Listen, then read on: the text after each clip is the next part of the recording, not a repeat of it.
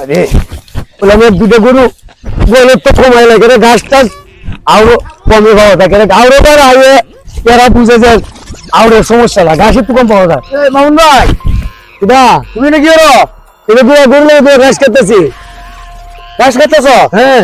তুমি একটু তুমি যে 2 মাস আগে হ্যাঁ আমার একটা বিয়ে করা দিস না, হ্যাঁ আমি খুব যন্ত্রণাতে আছি, তুমি আমার হাতে লো এই বেগালটা তুমি মেরে দিও। বেগাল লাগিয়েছে তোমার? বেগাল লাগছে কি তোর? তুমি কি বউ এনে দিছ?